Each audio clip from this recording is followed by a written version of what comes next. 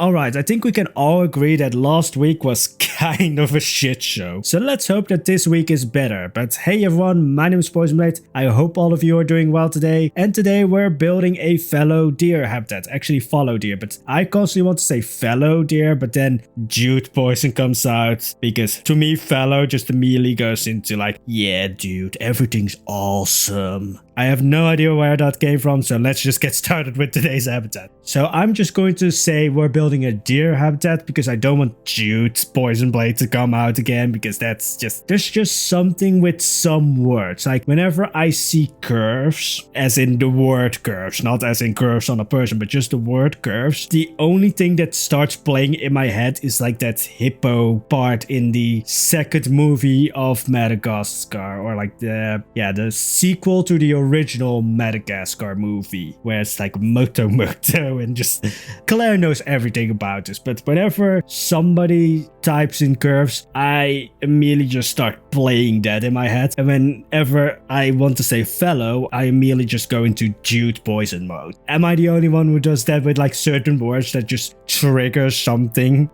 Like now with the badgers in Planet Zoo, the only thing that plays in my head whenever I think of badgers is the gif of badgers, of just like badger. It's just that, like some word just triggers something in my head and it just goes haywire from there. But anyway, I should probably also explain what happened last week, because it was a week of, well, not really radio silence because there was the restaurant video, but everything basically went downhill on Tuesday. That restaurant video was done on Monday, so I was like very happy on Tuesday that video was already done, because Eve Zoo got bugged. Yes, there was thing with the lemur habitat is that in the past with the original build, there was no way for the keepers or the vets to actually access the island. So whenever a lemur died on that island, well, the vets wanted to get to them, but they couldn't, so they just got bugged. And so they just stayed there because the lemur was like, it was a weird thing because the lemur was seen as both dead and escaped. So just the vet was completely bugged out. That body of the lemur was just laying there forever. And so eventually I sent Eve Zoo into Planet Zoo, or to Planet Zoo, because they in the past have said like, oh, if you have problems with a bug or anything, send the save file to us and we might be able to help you with that. But I am impatient, so in the time after I've sent Eve Zoo to Planet Zoo, I actually just completely remade Eve Zoo. So that's how today's video is here right now, because I sent Eve Zoo in on Tuesday. Also, just a side note, on Tuesday, as I said, everything went down because I also got sick. Like I got a fever, my nose was clogged, my throat was all like slimy. Like whenever you get sick, your throat just first, at least for me, feels like it's filling up with slime.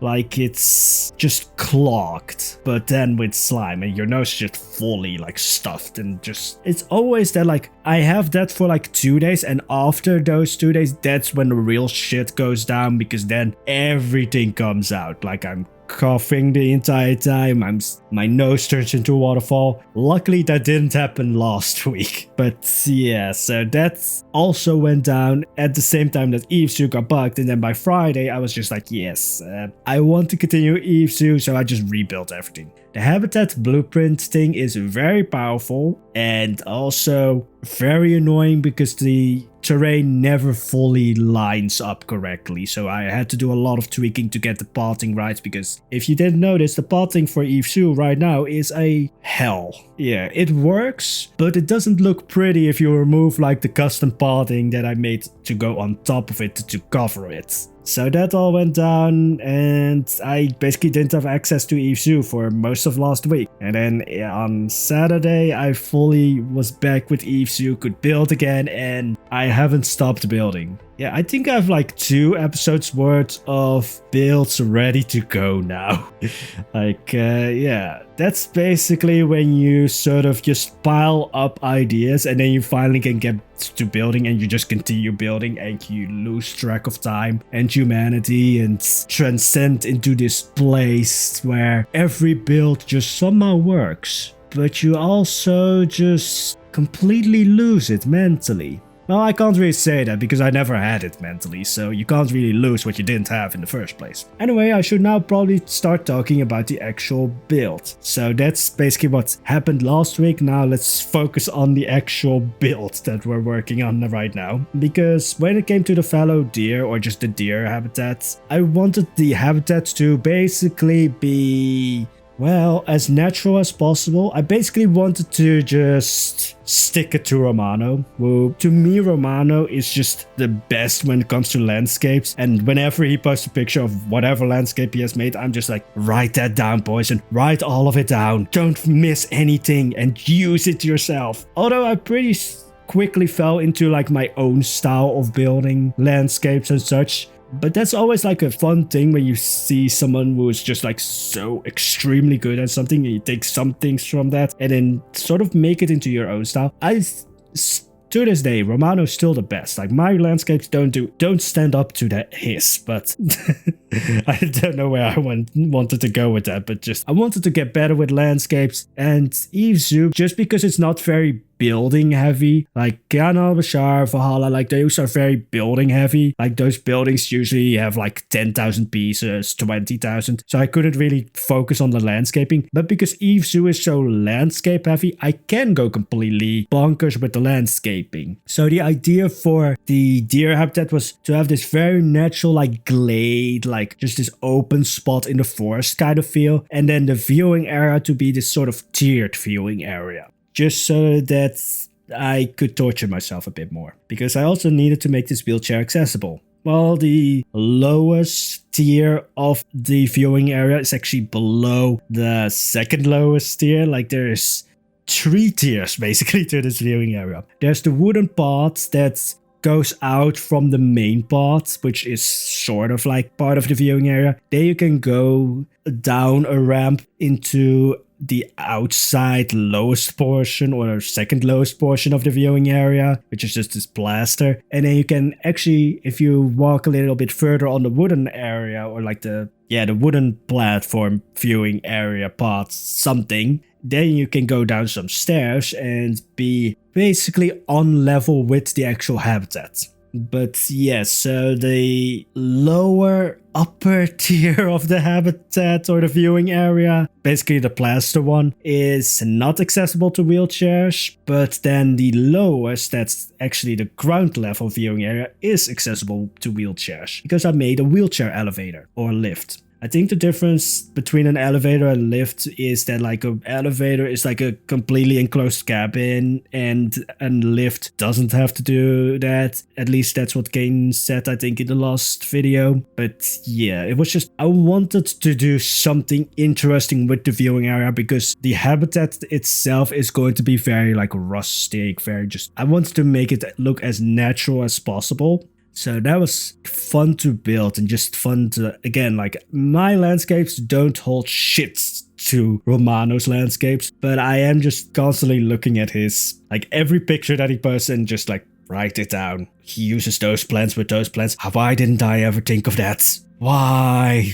I also want to install the mod that gives us better textures for like the temperate terrain, like the terrain paint. There is like a mod that gives you better textures. I haven't used it yet because I was still in turmoil after Eve Zoo got bugged. Like the vet bug isn't actually game breaking. Like yes, there's going to be a corpse of a lemur for immortality basically in that habitat, but I could have just ignored that. Like there was the bug that Eve Zoo got was in no way game breaking. It was just annoying because there was a vet that was just stuck on the pot, was just standing there in some sort of animation loop, and there was a dead lemur that the guest constantly complained about. So yeah, not game breaking, just annoying, and so I wanted to fix it before it could potentially get worse. But anyway, when it came to the actual habitat itself, the fences are probably a little bit too much. Like this is a deer habitat. This is not like a bear habitat where you need like really strong fences. Like I think with the deer habitat, the biggest thing that you need to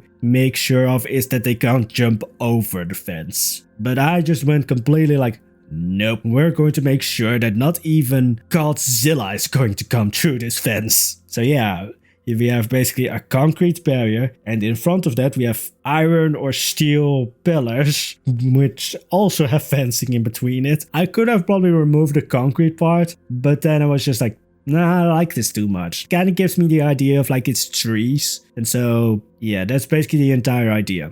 Also, the cycling road continues. I didn't want to make it go through the habitats. And then I realized it's supposed to be a cycle safari or like a bicycle safari. So it should probably go through habitats. Yeah, the first few habitats that are the closest are like the alpine ibex. Basically the goat habitat, which you can't really put a safari thing through. Well, you can, but also maybe not.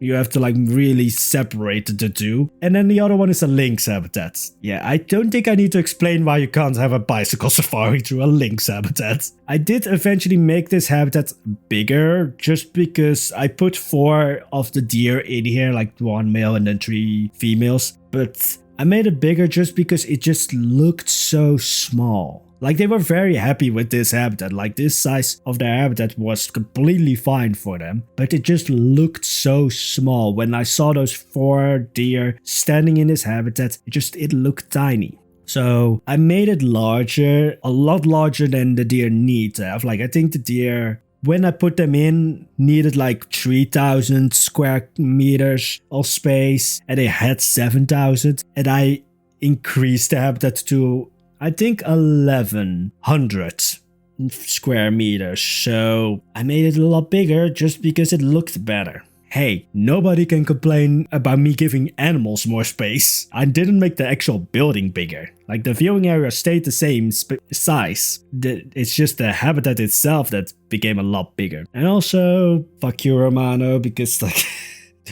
there's so many plants, like there's so many layers. Like there's basically the plants that I use for grass, which basically fill up the entire area. Then there's all of like the ground, like the small flowers and such. Also, I just on another, like this is just a tangent, but dead trees are actually very useful in nature. Like dead trees, like they probably, well, they don't look as great, but they serve like a very big function in nature as like the home or as like a food source for like a lot of insects who then become a food source for like larger animals. So when it came to Eve Zoo, I actually purposely put dead trees, like just the dead trunks, in habitats and on, or not on the pots, but like around Eve Zoo, just because of that. So if you see like a lot of dead trees in a place, they have been purposely laid there. Eve Zoo isn't importing dead trees, but like if a tree dies in Eve Zoo, they just like cut it down or just leave it to lie there because it actually still serves an important function in nature. But yeah, again, fuck you Romano, because like this is in no way Romano's fault. I'm just a perfectionist and just want to improve my landscaping. So yeah, that's basically what happens. There's so many layers to a lot of habitats when it comes to foliage and such. Like there's the ground covering with like the tiny flowers and such. And there's just the entire place is covered with those grass things, or at least they are supposed to be underwater plants, but I use them as grass. And then there's bushes. There's small bushes, larger bushes, and then you eventually get to trees. And then there's also rocks and all of that, and it's just, there's a lot of pieces. But anyway, there was a thing that somebody mentioned in a previous video. I forgot who said it, because I have the brain of a goldfish. But there was the thing of like, oh, this is a Dutch shoe, so it rains a lot. Because in the Netherlands, you have 3 days of sun, and then the rest of the year is rain. Don't check up on that. Just believe me for that one. I think it's the same in the UK. It's just 3 days of sun and then hello rain. But when it came to Eve Zoo, I didn't have a lot of spaces where you could actually, hide from the rain or hide from the sun. Because a lot of things in Eve Zoo have like this more white tone to it, like plasters usually colored white and such. So the sun would be kind of a big thing. So I wanted to have some kind of like covering, something or of like a canopy or something to basically be under when it's very sunny. I don't think what I'm building right now will protect you from rain in any sort of way, but it's very colorful. which is something that Evesu actually was missing. Like Evesu was very brown, white and black. Like those were the primary colors for Evesu. And there wasn't that much in like variation when it came to those colors. Only the flowers actually gave a little bit of color. So when it came to this sort of Caterpie-like thing, the idea was just like color. Because I first wanted to make just like some kind of wooden thing, but then I found this one picture of a sort of sunshade actually. That was just all of these flags, all of these just strips of fabric, basically how I've built it in Evesu. And I was very happy with it because again it gives this just pop of color. So that it's not all of this bland brown, black and white. Now there's actual color in Evesu. And then the fun thing is when it came to Evesu, like Evesu, as I said, there's a lot of like notions to paradise with Valhalla, Eve and such. But then because Evesu is supposed to be like very environmentally friendly, couldn't speak that word for some reason, entire thing was like, oh, then the like color for Evesu is probably green. Yeah, no, I didn't want to. Green is such a color when it comes to like the environment and such that like it was a stereotype. Like it would have been a cliche if Evesu's color was just green. So I decided for orange, sort of like this burnt orange color. Why? I don't know. It's a Dutch shoe. Orange is the national color of the Netherlands. So maybe it's so that maybe it was just me being a little bit too chaotic. Then I also built some, like, how do you call these? Like the screens that give you like the animal information, which I just wanted to make something funky. Just something that was a little bit out there. I actually did the wiring for these screens. I was just thinking like, hey, there needs to be wiring, like these screens need to be connected to something, so I did that. But yeah, it was fun. And then I also used the signs from Lion, so I haven't made these signs myself. I don't have the patience for that.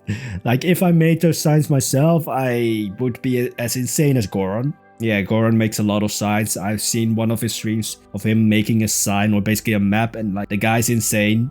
Like I'm insane, but on different places. I am not insane enough to make my own signs. So I actually downloaded the signs from Lion from the workshop. I wanted to say from the blueprint, but no. I think I should stop talking here. But basically, kudos to Lion for uploading these signs because they are amazing and they just fit Evesu so perfectly. And they remove the anxiety for me to make my own signs. So yeah, thank you, Lion. Fuck you, Romano, but also thank you, Romano. I love you because you make amazing landscapes, but also fuck you because you've triggered something. You have released the beast. No, the beast truly is Jude Poison. We need to keep him in a cage. Anyway, that's it for today's video. I'm going to stop talking here because I think I'm going off the deep end. Although, again, I can't really talk about losing something when I don't have it. I have made my home here in the deep end. Hell is very nice this time of year. But anyway, that's again going to be it for today's video. Don't forget to hit the like and subscribe button if you want to see more. And don't forget to hit the notification button, even though that's more broken than my sanity. So anyways, have a wonderful day, guys. Bye bye.